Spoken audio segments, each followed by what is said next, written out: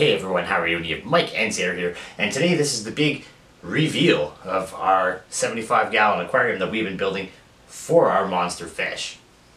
Yeah, so we put a lot of work into this. We've been planning this out for the last few months, and we've been really excited to show you guys.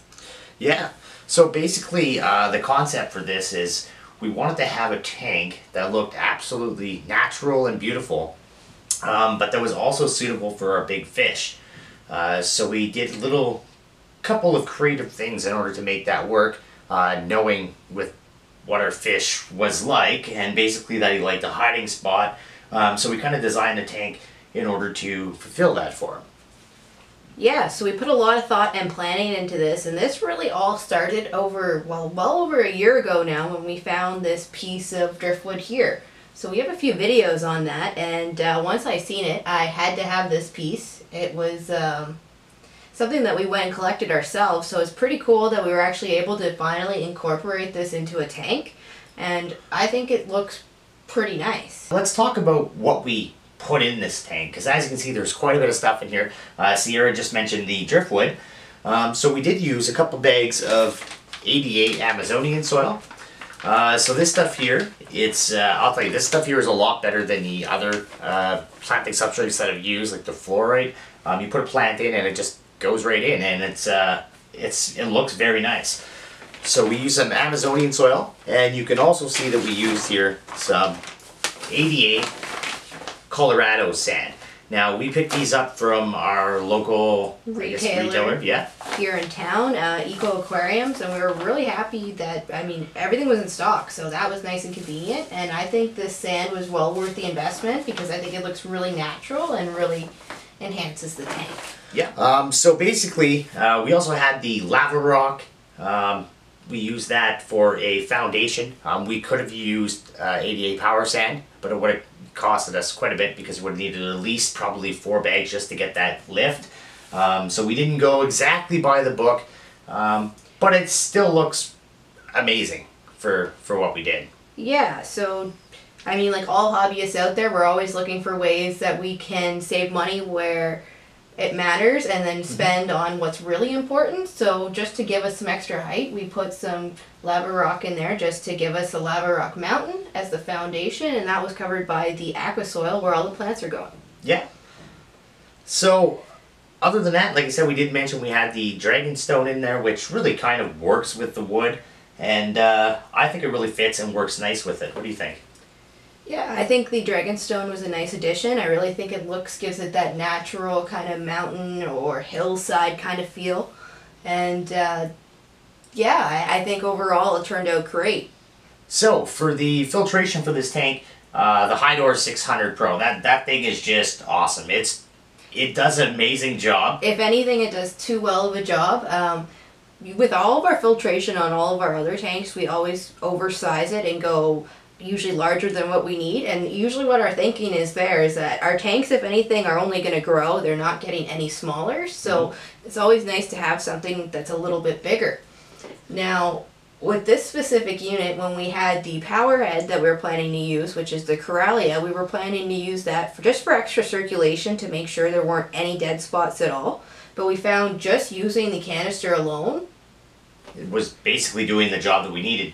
So any more than that right now, especially right now, with these plants not being 100% fully rooted, I'm afraid we'd probably just tear them all out. So we haven't attempted to turn it on right yet. Possibility of using it in the future, when the plant's well rooted, definitely.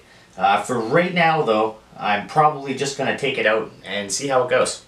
Yeah, so it's a nice thing that we have on hand in case that, you know, when it is fully rooted, we should be able to. Yeah, and if not, we have a nice big fish in another tank that would love to swim in the current. So we definitely do have a use for it, and we'll put it in use, and we'll show it to you if it doesn't work out in here. But other than that, what do we have here next? So we have lighting. So for lighting, we went with the Giesemann T5 lights. We're using the Super Flora. We did make a video where we showed you the par rating and the difference between the Super Flora and Tropic bulbs that they offer. So if you guys want to check that out, I certainly recommend taking a look at it. But oh yeah, Giesemann all the way for the lighting. Super impressive, especially with the par results that they were popping out. We have a par tester here too as well now, so we've been testing, and like these things are just awesome, and I think they're going to do just the absolute amazing job. And we're not even using 4 bulbs like some of the hardcore planted people are using. 2 bulbs, not even the full length of the aquarium, and it's amazing lighting. So, but yeah, definitely having the reflectors on there makes all the difference in the world. We wouldn't even be able to be filming right now if we didn't have the reflectors on, because there would just be so much glare. So they're doing an amazing job, and the spread of the reflectors is just absolutely awesome if you've seen our par results. So very impressed with that. Yeah, so far the lighting, filtration, everything like that seems to be working out great, and we're really looking forward to seeing the fish in this tank when it's finally ready. Yeah. So right now we're just waiting to make sure we get our parameters exactly perfect before we add him into the tank. Yeah. So the most important thing that we had in order to build this tank was Kevin. If we didn't have Kevin, this tank wouldn't have been possible. I did kind of see his vision that he was explaining, but after seeing how it looks now, my vision wasn't that grand. So yeah, so it's always nice to have people that are plant nerds and that are really involved in the hobby, and to get their guidance and wisdom can really help. And in this case here, it really made this tank happen, as well as our other tanks. So yeah, we've been really happy with it. Yeah. And we can't thank Kevin enough for all of his help, really. Oh yeah, like I said, this is the first tank that he's helped us with, but this one here definitely had a lot more planning into it, as you can tell, and it just looks absolutely amazing. Alright, so for the plants in the tank, we actually got our plants from 2 places. We got a lot of them from John over at the Plant Guy. Well, actually, we even had another shipment come in from John the other day. We'll show you some highlights here, but we had some beautiful Bucephalandra that came in that really filled out some of the areas in the tank, as well as some dwarf sage, some narrow-leaf Java fern, and there was another plant in there too. I just have a hard time pronouncing the name, but I think it was like Quadricostatus, Echinodorus quadricostatus, or something along those lines. I will spell it out for you here down below. I'm just not exactly sure to pronounce it. So, but beautiful plants, and they came at a record time, and they look awesome in the tank. So thank you once again, John, for sending those over to us. And we actually did get another unboxing for the aquascape room. We're going to have a video out on that. Probably it's going to be the next video, maybe sometime this week, and I'll show you some of the other cool plants that we picked up. Some of them aren't even actually in this tank, so you definitely do want to check that out, and there's something special in there for you guys as well. Alright, so let's talk a little bit about the plants that we have in the tank, and we'll try to get the right names for them. Like, I'm really going to try. Mike's been working on it. He's getting a lot better. I tried my best, but let's we'll just go out of here, okay? So at the bottom right here, we do have some narrow-leaf Java fern. We have some Bolbitis. We have some dwarf sage down here. And we have that one plant, explain the name. Echinodorus quadricostatus. Something like that. Is what we think it is. What we think it is. So we actually have some narrow-leaf Anubias as well. Nana. Anubias nana. Anubias nana, narrow leaf, okay. So we have some Bucephalandra, and we actually have a couple different types of Bucephalandra in this tank. And we're going to give you some close-up shots so you can really see these, but we also have the Alternanthera. Alternanthera reineckii. Whatever she said. Then we have some Hydrocotyle tripartia, and I'll let you go on this side. How about you take over on this side? Okay, so we also have, again, the Alternanthera reineckii is in through here. We also have the Elocaris vivipara back here. And then the Echinodorus tenalis at the front. Well, and all around, really. Yeah, it's kind of everywhere. It's a little bit everywhere. And then Mike did, I believe, mention the Anubias nana and a few of the other larger Anubias here. We also have Anubias caufifolia back there. And again, the Hydrocotyle is right there. I think that covers. Well, we still have some Monte Carlo. Yes, we do have the Monte Carlo down here as well. And of course there's the mosses, which is the spiky moss and the Java moss. Yeah. So we do have quite a bit of plants in here, different varieties of plants, so it's got something for everybody in here, I guess.